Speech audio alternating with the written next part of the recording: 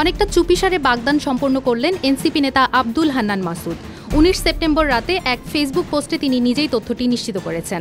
পোস্টে হান্নান মাসুদ একটি ছবি, সেই সঙ্গে কুরআনের একটি আয়াতের বাংলা অনুবাদ সংযুক্ত করেন।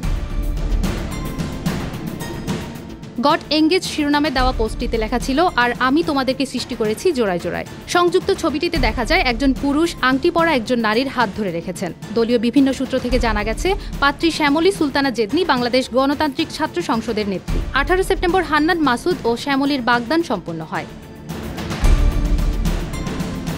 পোস্টের কমেন্টে অনেকেই তাদেরকে শুভকামনা জানাতে দেখা যায়। শুভকামনা জানিয়েছেন এনসিপির মুখ্য সংগঠক হাসনাত আবদুল্লাহ। তিনি কমেন্টে লেখেন, আল্লাহ সার্বিক কল্যাণ দিক।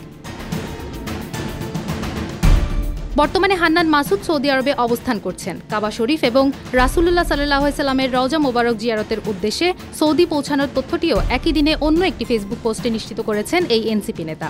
সেখানে এনসিপির দলীয় কার্যক্রমে অংশ নেওয়ার কথাও জানান তিনি।